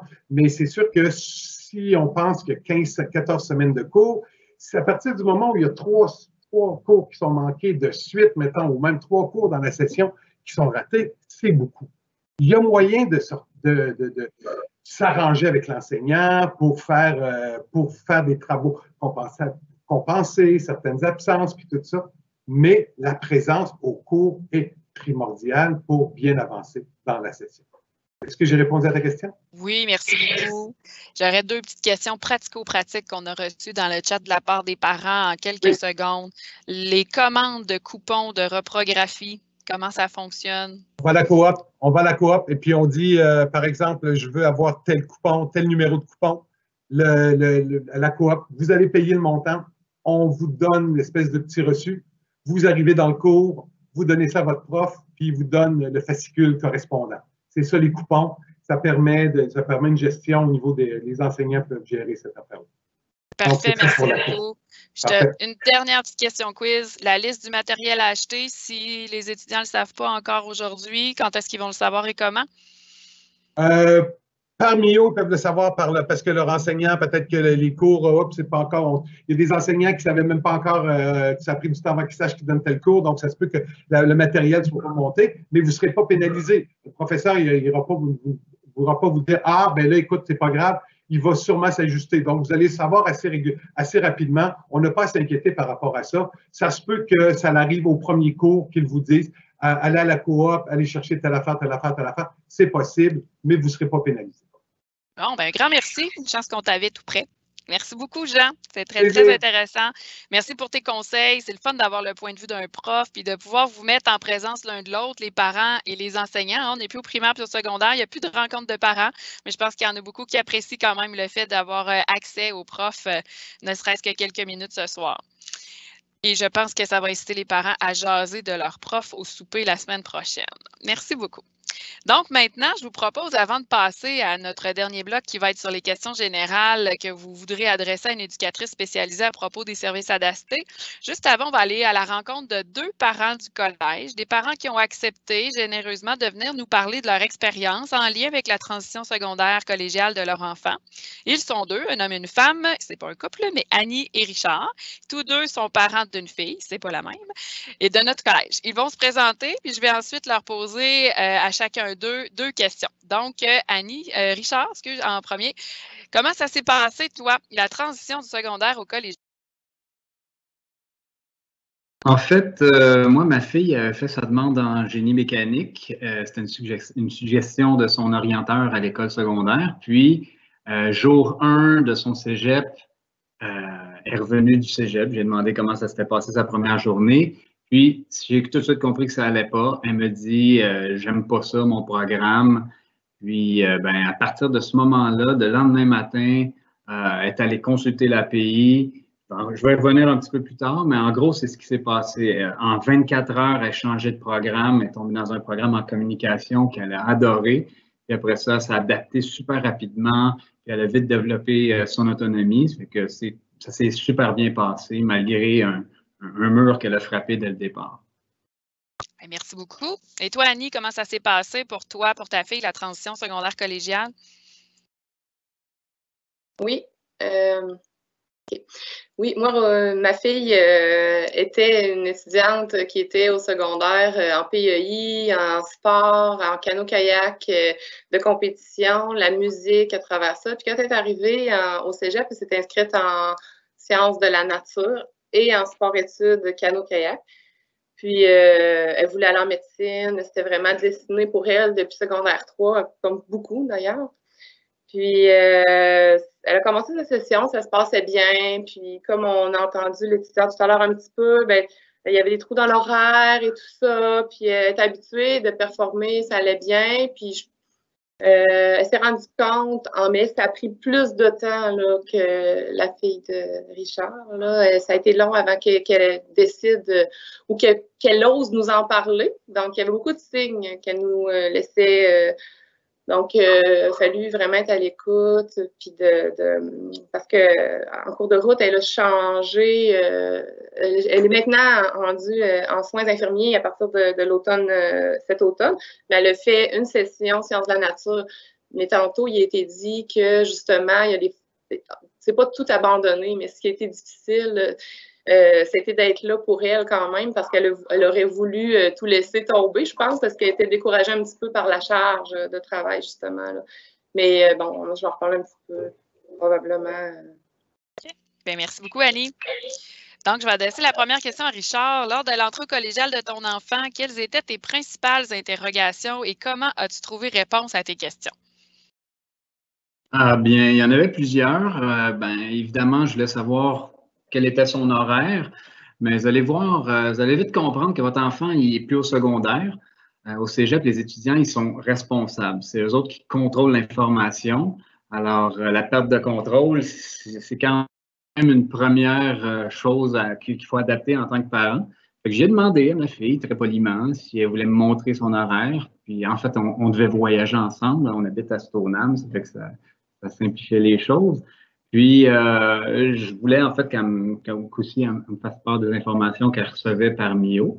En fait, pour ce qui est des étudiants, eux autres, ils ont toute l'information qui est sur Omnivox, Mio, tout ça. Là, bon, depuis une semaine, en fait, depuis lundi, elle a reçu son horaire pour sa 3e session, sa 2e année. C'est le cas probablement de tous les étudiants, de toute façon. Puis, c'est ça, on regarde ça ensemble, on regarde comment on va négocier le voyagement et tout ça. Mais là, évidemment, cette année, c'est un petit peu particulier là, avec le COVID. Il va y avoir des cours qu'elle va avoir en ligne, puis il y en a d'autres qui vont aller en présentiel. Alors, ça va être un petit peu un travail à toutes les semaines de voir quand est-ce qu'elle a besoin ou pas d'aller à l'école. Après ça, je me demandais aussi, pour ce qui est des volumes, des effets scolaires, comment ça fonctionne. Ben, ce que j'ai compris, c'est que c'était super important que ma fille soit présente au premier cours. Le premier cours de chacun de ces cours, en fait, c'est là que le professeur, puis tantôt le professeur Jean en a parlé, le professeur va donner le plan de cours, il va donner les détails, en fait, par rapport à ce qui doit être acheté, les volumes, puis les effets scolaires. C'est super important que les étudiants écoutent en ligne leur premier cours ou soient présents en classe selon ce que le professeur va avoir déterminé. Puis, bon, à partir de ce moment-là, il faut pas qu'ils niaisent non plus, là, ces jeunes-là, parce que encore là, ils sont laissés à eux-mêmes. Fait qu'il faut pas qu'ils perdent leur temps. Puis, il faut vraiment qu'ils aillent acheter leurs effets parce que dès la deuxième semaine, ça démarre. Après ça, je me demandais comment allait se repérer dans le collège. C'est quand même gros. Puis moi, si je recule de 30 ans, je me souviens quand j'étais arrivé au cégep, c'était quand même étourdissant après 5 ans dans un même collège au secondaire. Fait que, ben, en fait, comme elle était déjà allée aux portes ouvertes, c'est peut-être le cas de vos jeunes, ça lui donnait déjà une idée de ce que ça avait l'air le cégep. Mais directement, là, dès la première journée, il y a des kiosques là, pendant les premiers jours, puis il y a tout le temps des personnes qui peuvent répondre à ces questions. Il y a des visites virtuelles aussi sur le site web. Puis, dans le cas de ma fille, il y a déjà des profs qui lui ont écrit à savoir si elle devait se rendre en classe ou si elle devait avoir un cours en ligne. Et bon, la psy Mélanie en a parlé, j'en ai parlé aussi, l'API aussi, mais les services offerts aux étudiants, ma fille en a bénéficié, elle a toujours un TDAH, fait qu'elle avait comment on dit, un diagnostic au secondaire. Puis bon, ben, ça a été assez simple pour elle de pouvoir faire le suivi avec l'API à son arrivée au cégep. Mais bon, là, il y a eu, dans les séances d'accueil comme ce soir, déjà, il y a beaucoup d'informations à ce niveau-là. Chacun des professeurs va pouvoir aussi lui donner de l'information. Les professeurs sont au courant, on l'a vu avec Jean tantôt. Il y a des kiosques encore là pour diriger, mais aussi pour informer les étudiants là, à leur rentrée. Puis il y a aussi, bon, au début, je ne sais pas s'il y en a qui ont eu le temps de voir la vidéo avec les principaux services aux étudiants. Je vous conseille de le regarder si vous n'avez pas eu la chance de le voir. Ça donne une très bonne idée, en fait, de ce qui est disponible. Puis, que j'avais aussi des questionnements par rapport à son choix de programme. Comme j'avais dit au départ, ma fille, moi, c'était un conseiller au secondaire qui avait dit d'aller en ingénierie selon son profil. Moi, je trouvais vraiment pas que ça fonctionnait. Mais bon, je lui ai fait confiance. C'est une grande fille. Elle voulait aller là-dedans. Puis, dès le jour 1, elle s'est rendue compte que c'était pas le bon endroit. Puis, ben, comme je disais dans mon introduction, l'API, c'est super important. Dès le jour 2, elle est allée la voir au matin. Puis, dans la même journée, elle était rendue en communication. J'ai été très, très agréablement surpris, puis très satisfait. Puis dans son cas, elle, ça l'a rassuré de ne pas attendre une semaine avant de commencer à intégrer ses cours. Fait que, ben c'est ça, c'était pas mal. Ça fait le tour de mes questions que j'avais à son arrivée au cégep. Merci beaucoup, Richard. La prochaine question, je vais l'adresser à Annie. Concernant les cours et la charge de travail, qu'as-tu trouvé de différent et d'important de discuter avec ta fille? Oui, bien comme je disais tantôt, ma fille était autonome même au primaire, là, donc ça allait bien. Fait qu'au début, j'ai un peu surveillé de pas trop loin, là, mais tu sais, je la voyais qu'elle me parlait beaucoup de ses cours et tout ça. Fait que j'ai quand même parlé avec elle des trous dans l'horaire qui est vraiment différent, puis qu'on peut facile procrastiner, puis trouver d'autres choses intéressantes dans le 3 heures entre les 2 cours. Donc, ça, j'en ai discuté avec elle aussi, la présence, comme Richard parlait également.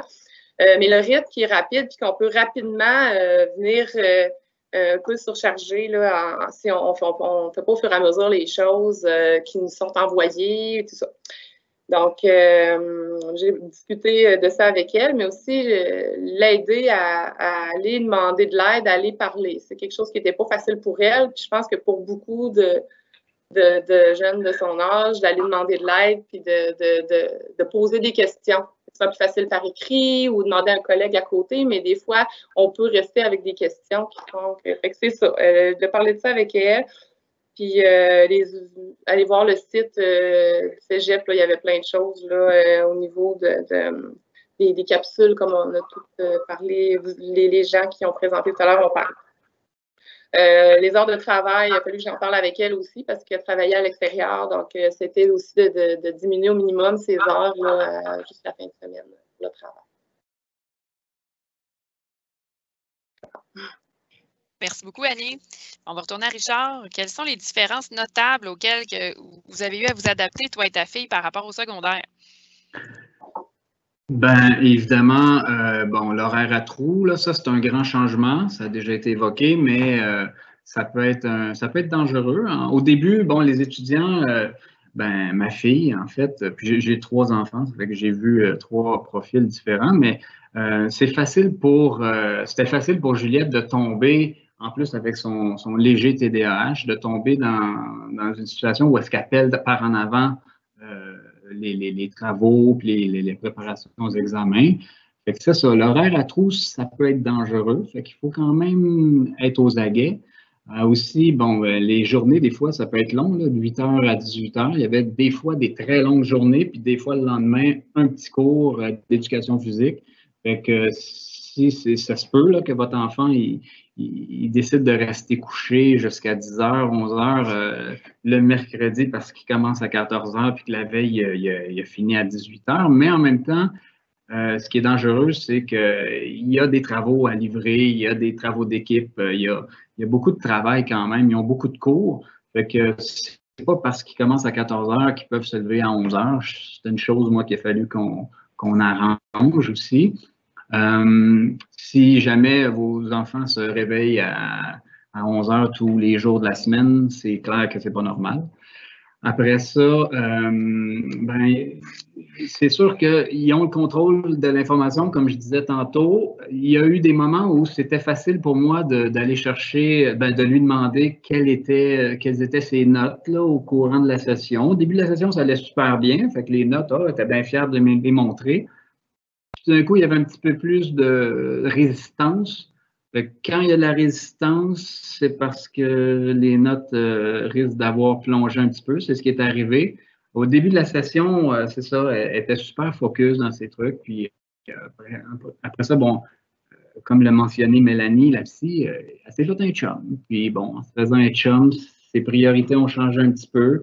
Et heureusement, elle ne travaillait pas trop là, au niveau un travail. Là. Fait que, mais c'est ça, il faut qu'il reste focus. Puis, ben, il y avait la question d'autonomie aussi. Ils deviennent majeurs.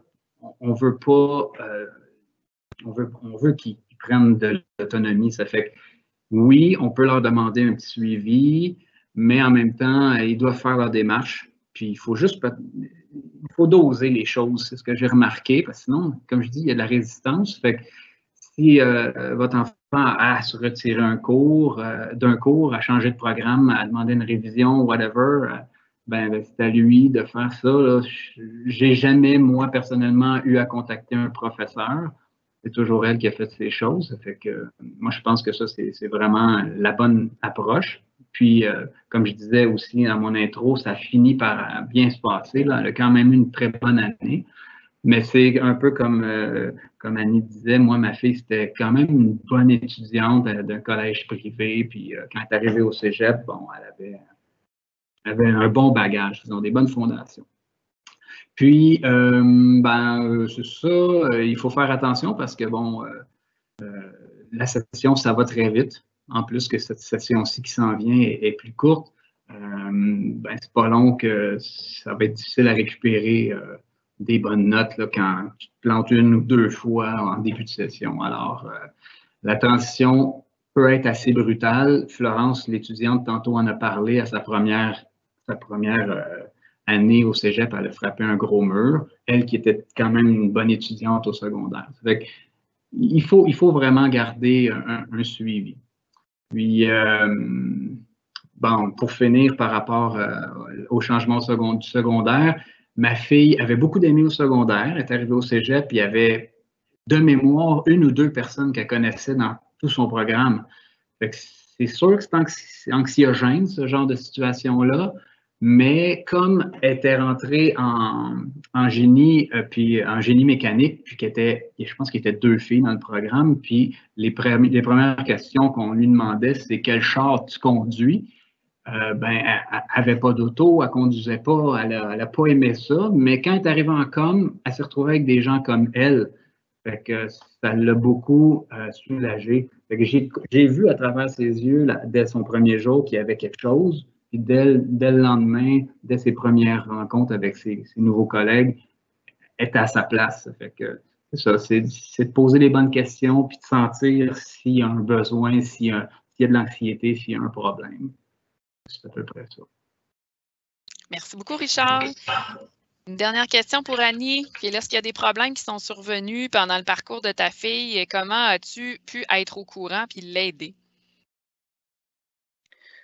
Oui, bon, comme je parlais tout à l'heure, ma fille était autonome dans ses travaux, tout ça, mais tu sais, quand même, elle m'en parlait habituellement. Puis, graduellement, elle m'en parlait moins. Je la voyais moins dans la cuisine, plus dans sa chambre. Je voyais qu'elle était moins, il me semble qu'elle, bon, elle semblait moins assidue à ses cours.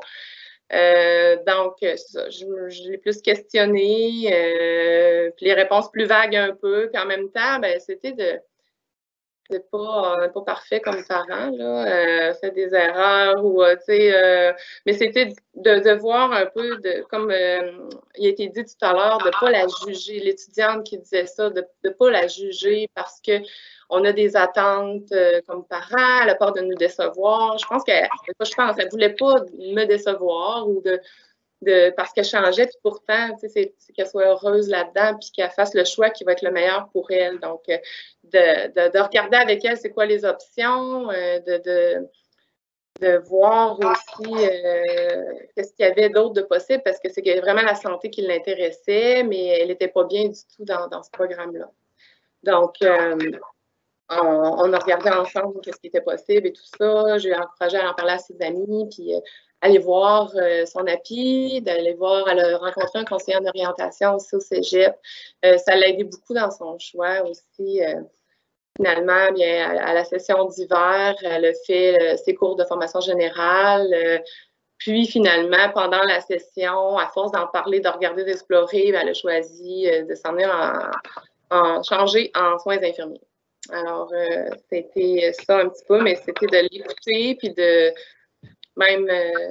d'essayer de voir avec elle c'était quoi vraiment qu'elle avait le goût de faire, qu'est-ce qu'elle avait en ce moment, parce que des fois, ils veulent ils disent, ben moi, je voudrais faire ça plus tard, mais en ce moment, qu'est-ce que tu aimes? Qu'est-ce que tu aimes faire? Donc, c'était de voir ça avec elle un petit peu. Merci beaucoup, Annie. Donc, en guise de conclusion, nos 2 parents, Annie et Richard, est-ce que vous auriez une recommandation à faire aux parents qui nous écoutent? Peut-être Richard en premier. Oui, bien, en fait, je vous dirais, bon, ayant une jeune qui a un TDAH léger quand même, j'ai vu à quel point c'est important pour elle de consulter les services adaptés. C'est important parce que, bon, contrairement au secondaire où ils sont super encadrés, là, ils se retrouvent lancés dans le vide, puis, ben, il ne faut pas qu'ils se gênent d'aller voir ces outils-là. Après ça, ben, le plus important, moi, je pense, c'est de faire comprendre à vos jeunes à quel point c'est important de miser sur leurs études. Le travail, là, ça viendra plus tard parce que ça peut être, ils peuvent pédaler longtemps au cégep s'ils ne prennent pas ça au sérieux. Fait que, bon, là, en plus, c'est un temps de crise. Je pense que ça va être d'autant plus important là, qu'ils comprennent qu'il faut qu'ils persévèrent et qu'ils s'engagent dans leurs études, que c'est ça la priorité en ce moment pour eux. Merci beaucoup, Richard. Ça fait plaisir. Tes conseils, toi, Annie? Oui, bien ça a été mentionné plusieurs fois ce soir, mais c'est d'écouter notre jeune, de le questionner, de s'intéresser à ce qu'il fait aussi. Des fois, la communication n'est pas tout le temps facile, mais c'est de s'intéresser à leurs choses, s'intéresser à ce à quoi ils s'intéressent, puis aussi de montrer qu'on est là, peu importe, là, puis d'aider dans la persévérance aussi, de ne pas abandonner. Puis la communication qui a été mentionnée aussi des fois là, dans la soirée ce soir, là, mais d'aider à... Ça paraît, ils ont l'air adultes et tout, puis ils le sont là, bien souvent, les jeunes, mais sauf que c'est de dire, de les aider à, des fois, juste comment s'exprimer, comment aller demander de l'aide, voilà, consulter leurs enseignants. Puis voilà. Bien, merci beaucoup. Je vous remercie tous les deux pour vos témoignages. Les parents ont sans doute été contents d'entendre de leurs semblables qui avaient de l'expérience. Donc, merci pour votre présence ce soir, puis bonne continuation avec vos filles respectives. Bon, à la lumière de ce qu'on a entendu ce soir de la part à la fois de notre étudiante Florence, notre aide pédagogique, notre psychologue, notre enseignant, nos deux parents, si je résume, je pense que ça se traduit un peu en quelques mots. Donc, les parents devraient démontrer de l'intérêt envers ce que vit leur enfant dans ses cours, mais aussi à l'extérieur de ses cours, dans son cheminement scolaire. L'encourager à persévérer, s'informer avec lui pour essayer de le conseiller le mieux possible, puis démontrer que c'est faisable de trouver de l'information par soi-même et d'aller vers les bonnes ressources. Bref, d'être présent, d'être à ses côtés, même s'il est devenu grand et peut-être même bientôt majeur. Enfin, c'est de le supporter tout en le rendant responsable et autonome, encore davantage qu'au secondaire, car le contrôle parental est de plus en plus évacué au cégep. La collaboration entre vous et l'école n'est plus ce qu'elle était. Votre enfant devient majeur, donc pour nous, c'est limité. C'est de trouver un juste équilibre entre le soutien et l'autonomie dans un rapport nouveau avec votre jeune adulte. Il existe des outils pour vous accompagner, puis pour l'accompagner, lui, dans son métier d'étudiant. C'est le terme qu'on emploie ici. Donc, le site web du cégep dans lequel il y a le guide de l'étudiant qu'on vient de faire cet été là, pour répondre à toutes les questions en lien avec cette rentrée particulière. Il y a l'agenda Omnivox aussi. Ça, c'est sur Omnivox, l'agenda du collège où on envoie plein d'informations. Le calendrier scolaire, bien évidemment, que vous pouvez aller voir. C'est des documents publics. Les outils du Centre d'aide à la réussite. Dans le Centre d'aide, il y a un onglet Outils réussite où il y a tout plein d'outils pour la gestion du temps, la gestion du stress, les priorités. Donc, je vous invite à aller vous promener sur le site web. Si vos enfants étaient là à la rencontre de 18 h, on a fait une visite guidée avec eux. Là, donc, ils seraient capables de vous conduire aussi puis d'aller vous montrer où sont les ressources. Il y a la page Facebook et les réseaux sociaux du collège qui peuvent vous aider parce qu'on envoie toutes sortes d'informations là-dessus. Il y a le site aussi, c'est les conseillers d'orientation qui nous communiquent cette information-là. Le site web, le Choix Avenir Parents. Choix Avenir Parents. C'est un espace virtuel de conseils pour les parents qui est fait en collaboration avec l'Ordre des conseillers d'orientation. Donc, c'est à l'adresse orientation.qc.ca. Vous pouvez aller voir là. Et en fait, le portail Omnivox pour les messages du cégep, le lien avec les enseignants, l'API, le suivi des résultats. Donc, s'il accepte votre enfant de vous y conduire, vous allez avoir plein d'informations sur sa session. Donc, avant de répondre à quelques questions qui sont accumulées dans le clavardage, et sans doute parce qu'il y a des questions qui doivent vous chicoter concernant les services adaptés pour les enfants qui ont des besoins particuliers, des troubles d'apprentissage, des situations de handicap, j'ai invité Marie-Ève Saint-Pierre, qui est éducatrice spécialisée ici au collège. Elle va vous dire un bref mot au sujet des services adaptés parce qu'on sait que ça ne concerne quand même pas la majorité des parents, mais ceux qui sont concernés aiment bien avoir de l'information sur ce sujet-là. Alors, Marie-Ève va nous parler quelques minutes, grosso modo, des services qui sont offerts par les services adaptés, puis vous pourrez ajouter vos questions dans le clavardage, puis on lui adressera les questions. Merci, Marie-Ève. Merci, Patricia. En fait, comme on l'a mentionné plus tôt dans la soirée, il existe en effet des services adaptés au cégep. Souvent, les parents se demandent s'il y a une continuité là, après le secondaire pour les enfants qui avaient des diagnostics et qui avaient des plans d'intervention. Alors, en effet, on a une équipe avec 3 conseillers en services adaptés, une psychologue et on est aussi 5 éducatrices spécialisées pour accueillir vos enfants. Comment ça fonctionne pour les inscrire, pour venir s'inscrire? Vous devez prendre rendez-vous soit en appelant directement à l'accueil des services adaptés ou en passant par le site du cégep dans la section services adaptés, vous trouverez le formulaire de demande de rendez-vous. Vous pourrez aussi trouver le formulaire si vous avez besoin de faire remplir l'émission de diagnostic par un médecin, si vous n'avez pas de preuve diagnostique avec vous. Et de toute manière, pour toute question, là, on est vraiment là pour répondre. Et nous, on va rencontrer l'étudiant dans un premier temps pour évaluer ses besoins parce qu'en effet, parfois, vous avez déjà un plan d'intervention du secondaire qui nous permet déjà de mettre des choses en place. Soyez pas inquiets, il n'y a pas de service qui diminue au cégep, mais ça nous permet aussi, nous, d'évaluer les besoins qui vont apparaître avec la nouvelle réalité du cégep. Ça peut, par exemple, être l'utilisation de logiciels spécialisés, de la prise de notes, du tutorat. Et évidemment, on travaille vraiment auprès des enseignants aussi, en partenariat avec tous les autres services. Et on fait aussi de l'apprentissage de stratégie aux étudiants, parfois en individuel, d'autres fois de groupe. Alors, il y a plusieurs possibilités. Merci beaucoup, Marie-Ève. C'est très apprécié. Donc, c'est très intéressant que tu puisses être là pour donner ces informations parce que les gens souvent ignorent que ce type de service est offert en enseignement supérieur. Et oui, nous en avons au collégial, mais nos enseignants, eux aussi, sont de plus en plus formés pour enseigner aux différents types de clientèle de manière inclusive. Ça évolue d'année en année. Et puis, sachez, pour ceux qui ça intéresse, qu'il y en a même à l'université des services maintenant. Donc, les étudiants qui ont des défis de plus que les autres ne sont pas laissés pour compte. Donc, j'ai noté quelques questions qui sont rentrées tout au long de la soirée. Le temps file. Il y a l'association de parents qui doit tenir sa rencontre aussi par la suite. Je vais y aller en rafale parce que c'est des questions pratico-pratiques, mais auxquelles on répond quand même assez rapidement. Ça ne vous empêche pas d'en écrire sur les services adaptés si vous le souhaitez. Donc, dès le début, là, il y a Philippe Aubé, notre directeur des études, qui a demandé à ce qu'on rectifie l'information qu'il vous a donnée sur l'agenda. En fait, c'est nouveau cette année, là, puis notre directeur des études, il y en a beaucoup dans la tête ces temps-ci. Donc, par souci environnemental, le collège a décidé de ne plus imprimer d'agenda du collège à partir de maintenant, mais on fournit un agenda électronique dans la suite Office 365 de manière gratuite. Donc, je pense que c'est un outil qui est intéressant pour les jeunes parce que s'ils ont beaucoup de cours en ligne, ils peuvent même aller placer les liens pour se connecter à leurs différents cours dans leur agenda. Je pense que c'est un outil qu'on a intérêt à encourager.